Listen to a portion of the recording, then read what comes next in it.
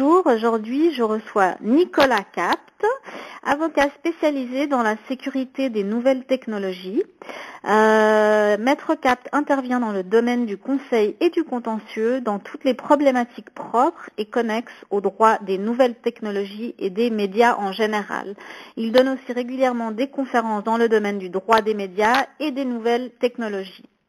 Bonjour maître. Bonjour.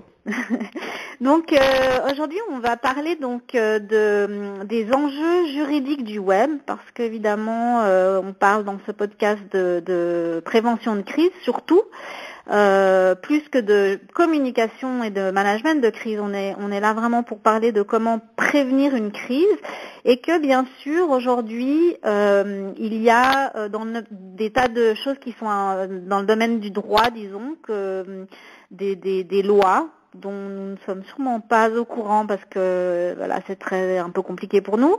Je sais en tout cas que donc par notre travail nous en tant qu'agence, on fait souvent des chartes de médias sociaux pour les entreprises qui sont en fait des espèces de règles de comment se comporter sur les médias sociaux pour les employés. Et ça, c'est très lié avec le droit. Donc, est-ce que vous pouvez nous parler de ça ?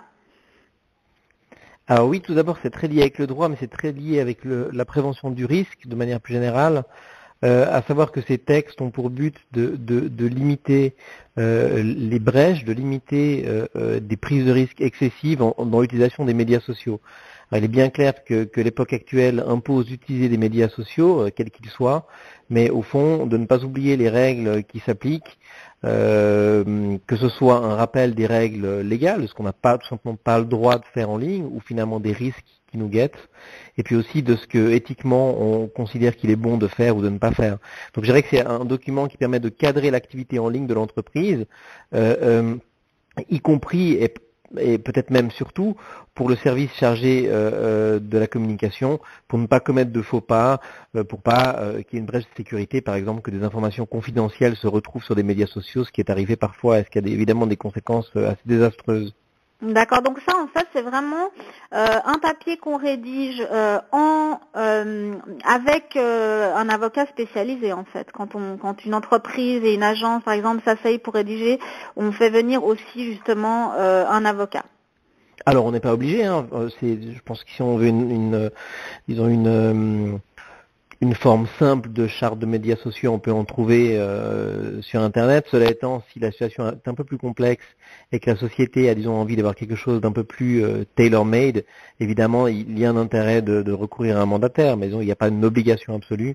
L'idée étant, évidemment, que la charte soit le plus adaptée à l'activité de l'entreprise et à l'entreprise elle-même pour qu'elle soit d'une efficacité plus grande. Il faut bien se rendre compte que la charte, c'est une chose, mais ce qui est important aussi, c'est de la présenter à la direction, au personnel, pour qu'elle soit correctement mise en application. Et effectivement, si on ne le fait pas, c'est comme si on n'avait pas de charte, en réalité. Évidemment. Donc c'est vrai qu'il faut non seulement rédiger la charte, qu'elle soit adaptée aux besoins de l'entreprise, mais aussi qu'elle soit correctement mise en œuvre, et c'est pas forcément le plus facile. D'accord, donc c'est un espèce de mode d'emploi en fait et des règles à suivre quand on utilise les médias sociaux en entreprise. Oui, donc ça peut être des choses aussi peut-être aussi évidentes, mais qu'il est bon de rappeler qu'aucune information sensible ou opérationnelle ne soit publiée sur des médias sociaux, éviter d'utilisation suivant l'activité d'utiliser la géolocalisation, le géotagage, rappeler que parfois sur certains réseaux sociaux la géolocalisation est automatiquement activée et qu'il faut la désactiver, c'est une sorte de opt-out. Enfin, il y a tout un tas d'éléments, ça peut être beaucoup de choses, hein, et c'est vraiment très tributaire de l'activité de l'entreprise. Et il n'y a pas de, évidemment, il y a des règles générales de prudence qui sont applicables pour tous, qu'on soit un individu ou une société quelle qu'elle soit, mais suivant l'activité, évidemment que le type de règles et la sévérité avec laquelle on doit les appliquer diffèrent. On ne se comporte pas de la même manière si on vend des t-shirts ou si on est actif dans le nucléaire. Donc c'est évident qu'il y a tout un tas disons, de tempérament à la règle et de règles parfois plus strictes suivant le domaine. D'accord, d'accord. Donc par rapport à la problématique en fait de la présence en ligne, que ce soit en l'occurrence là pour une entreprise, quels sont en fait les points à prendre en compte? Disons, la présence en ligne, c'est quelque chose d'assez particulier parce que c'est un peu le yin et le yang, à savoir que on ne peut pas imaginer une entreprise qui ne soit pas présente sur les réseaux sociaux ou en ligne de manière plus générale. Mais à l'inverse, la présence est aussi une accroche pour des attaques. Certaines entreprises hésitent à avoir une présence en ligne, par exemple en se disant est-ce qu'on crée ou pas une page Wikipédia, pour la simple et bonne raison qu'elles ont peur du retour de bâton, de savoir que finalement d'autres personnes mal intentionnées ou disons contraires à leurs intérêts pourraient écrire poster des choses qui soient négatives pour l'image de l'entreprise. À l'inverse, si on ne met rien et qu'on n'occupe pas le terrain, on laisse aussi et peut-être encore plus la place à la publication d'informations fausses ou dénigrantes. Donc il faut trouver la juste mesure dans la présence en ligne, mais une présence mesurée, contrôlée, monitorée et où on connaît les axes de réaction si un problème devait survenir. Oui, je pense qu'il y a encore beaucoup d'entreprises qui pensent que le fait d'être eux-mêmes en ligne, d'avoir eux-mêmes une activité en ligne, ouvre la porte justement à ce genre de choses, alors qu'en réalité, si l'entreprise n'est pas présente en ligne, de toute manière, les gens peuvent parler de vous.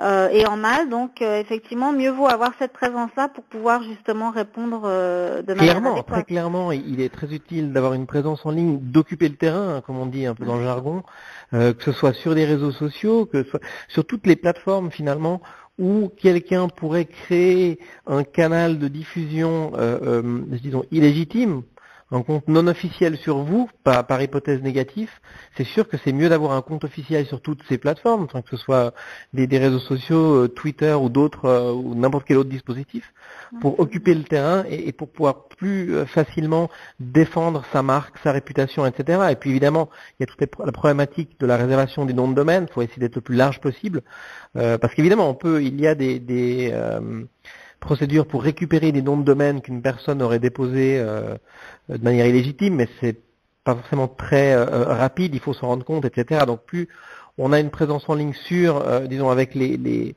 noms de domaine réservés à notre nom, qu'on a protégé, le cas échéant, le nom d'entreprise par une marque, enfin il y a tout un tas d'éléments qui doivent être pris en compte aux côtés de la présence en ligne pour s'assurer d'un risque minimum et d'une grande capacité de réaction en cas de problème. D'accord. Donc, je pense qu'un des conseils qu'on peut donner, c'est aux nouvelles sociétés, même si elles n'ont pas encore de présence, par exemple sur les médias sociaux, de quand même réserver leur nom.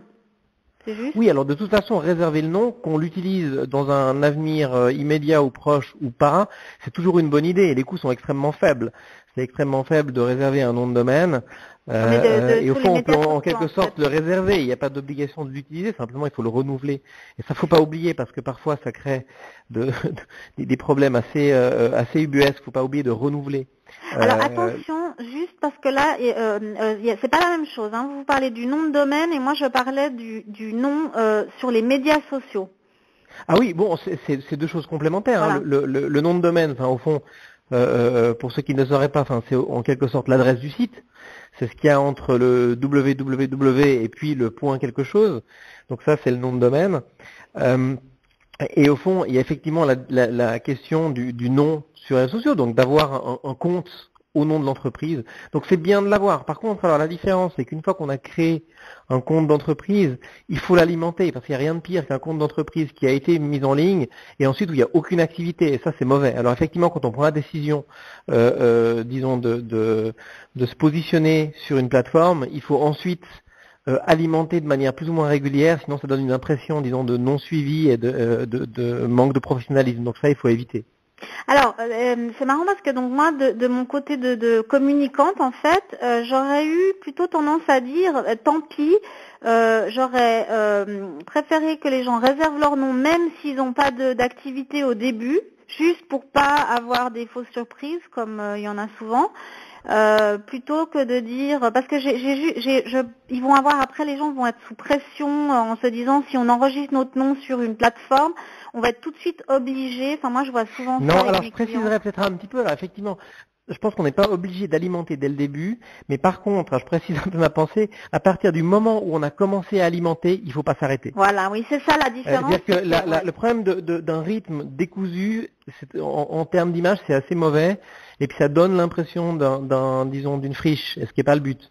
Donc Absolument. effectivement, juste de créer quelque chose sans poster de contenu, c'est un peu le site en travaux, mais c'est pas trop grave si la durée n'est pas trop longue. En revanche, si on commence à publier et qu'on commence, disons, à imprimer un rythme, il faut le garder. Et il ne faut pas tout d'un coup ne plus, si on poste quelque chose toutes les semaines, on ne peut pas tout d'un coup ne plus rien poster pendant 3 mois. Et ça donne une très mauvaise image. Et c'est même de nature à augmenter les risques d'usurpation d'identité et qu'au fond, quelqu'un d'autre crée un compte pour lui l'alimenter en disant les gens penseront que c'est le compte légitime parce que précisément l'autre n'est plus alimenté de manière régulière. Donc ça, je me méfierais un petit peu de ça. Tout à fait. Et donc, en fait, d'autres problèmes malheureusement assez fréquents, c'est les atteintes en ligne à l'honneur et à l'image de la société. Bah oui, elles sont extrêmement fréquentes et puis elles ont surtout des cibles extrêmement variables. Fais-nous donner peut-être un exemple concret. Des exemples concrets, il y en a des milliers, je dirais que c'est toutes les atteintes. Bon, un exemple dont on parle beaucoup ces temps, c'est les problématiques de l'astroturfing. Donc l'astroturfing, c'est finalement la publication soit de commentaires dénigrants sur des concurrents, soit de commentaires excessivement positifs sur sa propre entreprise ou soi-même. Dans les deux cas, disons, c'est une malhonnêteté dans la mesure où on présente les services et produits d'un tiers ou les siens de manière peu conforme à la réalité. Par exemple, ça peut prendre la forme sur un site qui recommande des restaurants de faire un faux commentaire en disant que son épouse a été extrêmement malade en mangeant des fruits de mer la dernière fois et que c'est dommage parce que l'endroit est très sympa. Donc plus on rend le commentaire réaliste et qu'il n'est pas excessivement négatif, qu'il y a un peu de positif dedans, il y a tout un tas d'éléments, des agences qui font de la communication d'influence connaissent très bien, qui permettent de rendre, en tout cas aux yeux de beaucoup, le commentaire assez crédible. Et à partir du moment où un concurrent le fait à l'endroit d'un autre restaurant, c'est évident qu'on tombe dans quelque chose qui est problématique et qui est réprimé par la loi fédérale contre la concurrence déloyale notamment. Donc c'est des choses qui sont interdites mais qui sont très fréquentes. Et l'inverse est encore plus dur à débusquer, c'est la personne qui se met ou se fait mettre par des proches des commentaires positifs sur son propre établissement, par exemple. Et ça aussi, on tombe dans la même problématique, parce que là aussi, on entraîne une distorsion de la concurrence. Absolument. Donc il y a déjà dans la loi suisse il y a des conséquences juridiques de l'astrosurfing. Oui, alors c'est-à-dire qu'il n'y a pas de disposition spécifique comme il peut y en avoir en France, où il y a une directive européenne sur des pratiques commerciales déloyales. En Suisse, il n'y a pas ça, c'est-à-dire que ça s'insère dans un cadre général, c'est des dispositions existantes, qui étaient préexistantes à l'astroturfing qui s'appliquent.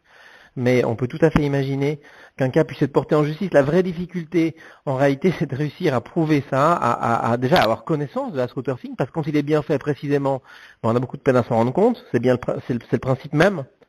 Donc il y a essentiellement des problèmes de preuve et de détermination de l'existence du phénomène, mais juridiquement, disons, les textes existent et permettent, disons, de gérer ce genre de situation.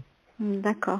Est-ce que vous avez entendu parler d'un cas qui a été jugé dans un tribunal où on a réussi à prouver ou l'un ou l'autre, ou est-ce que c'est déjà arrivé? Alors en Suisse, pas à ma connaissance, dans d'autres pays oui, alors y compris des très gros opérateurs du marché, notamment des entreprises d'électronique qui ont été condamnées à des amendes substantielles pour avoir entraîné une distorsion de concurrence.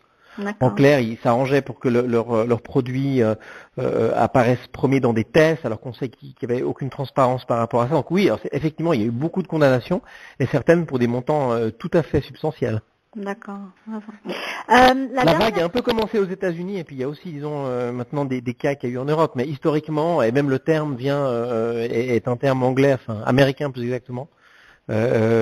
Et les cas et les poursuites et les condamnations sont légion, et on peut en trouver une quantité assez importante. D'accord. Et puis donc aussi quelque chose de assez nouveau, je crois, c'est le droit à l'oubli, avec la possibilité maintenant de pouvoir demander à Google de désindexer certaines informations. Oui, alors le droit à l'oubli, c'est essentiellement par rapport à des des contenus qui touchent à des données personnelles et dont on souhaite obtenir le déréférencement. Donc on entend parfois le droit à l'oubli, c'est un droit à l'effacement. Je pense que déjà c'est faux, parce que le contenu originaire demeure, donc il demeure sur le site sur lequel il était. Simplement, c'est le lien logique qui est coupé entre l'inscription du nom dans la barre de recherche de Google et, disons, le résultat vers lequel il menait. Donc c'est uniquement une désindexation, donc c'est beaucoup moins fort qu'un effacement déjà. Mhm. Et puis, pour l'instant, à tout le moins, le droit à l'oubli ne s'applique que pour l'Europe. C'est-à-dire que si on consulte google.com depuis les États-Unis, en mettant le nom en question, on retrouvera toujours la page. Donc le droit américain ne connaît pas pour l'instant le droit à l'oubli. Donc ça limite quand même la portée de l'instrument.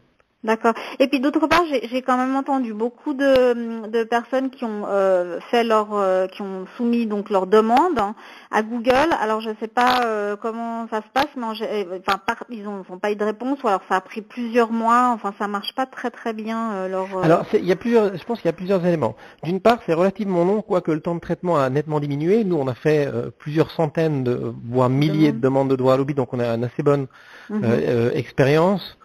C'est relativement long, le temps tend à diminuer.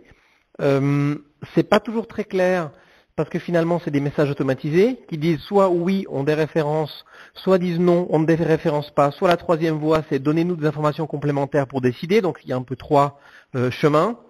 La vraie difficulté est, alors il y a deux raisons pour lesquelles le droit à l'oubli ne fonctionne pas toujours. Parfois simplement parce que Google estime à tort ou à raison qu'on n'est pas dans un cas de droit à l'oubli.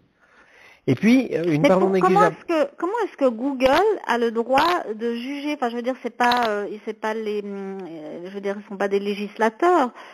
Non, mais c'est la Cour de justice de l'Union européenne qui a ordonné à Google de mettre en place un système de reporting. Et ensuite, en Europe, à tout le moins, le système n'est pas le même en Suisse, mais en Europe, on a la possibilité d'en appeler aux instances de protection des données nationales auprès desquelles on peut déposer un recours. Donc, c'est pas une décision finale, la décision de Google. C'est une sorte de prédécision avant toute procédure judiciaire. En Suisse, c'est différent parce que le préposé fédéral à la protection des données n'a pas de pouvoir de décision, et au fond, si on veut se plaindre d'un refus de droit à l'oubli en Suisse, on doit ouvrir une action en protection de la personnalité auprès des tribunaux ordinaires. Mais je dirais que le deuxième élément qui fait qu'il y a quand même un certain nombre de demandes qui sont rejetées, parfois à tort, c'est parce qu'elles sont mal rédigées. Et là, je pense qu'il y a une vraie nécessité, alors peut-être plus encore que pour la charte de médias sociaux, de recourir à un avocat ou une autre personne qui connaît la manière, qui connaît de manière assez précise les critères qui sont appliqués par Google, comment présenter la situation, parce qu'il y a une difficulté de taille, on a peu de caractères pour présenter une situation qui parfois est complexe. Et en principe, on n'a pas la possibilité de fournir des documents. C'est uniquement une procuration si l'avocat intervient avec une copie des documents d'identité, mais on ne peut pas apporter des documents à l'appui de ce qu'on explique. Donc il faut vraiment bien expliquer de manière assez synthétique, et c'est parfois un peu difficile. Donc c'est une des raisons, c'est pas la seule, mais c'est une des raisons qui fait que parfois le droit à l'oubli n'est pas admis. D'accord. Donc là on a un peu survolé donc ces 4-5 points.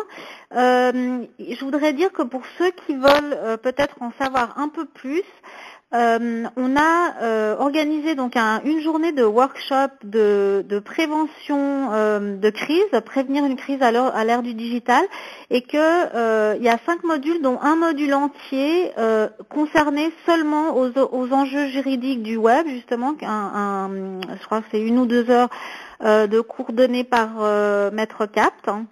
Et donc on mettra le lien en dessous pour ceux que ça intéresse. En tout cas, je vous remercie infiniment. Très bien, merci C'est beaucoup. vraiment intéressant, un peu court, mais voilà, pour ceux qui veulent en savoir plus, n'hésitez pas ou à contacter Maître Capt ou regarder éventuellement si le workshop peut être intéressant pour vous. En tout cas, mille merci et à très bientôt, j'espère.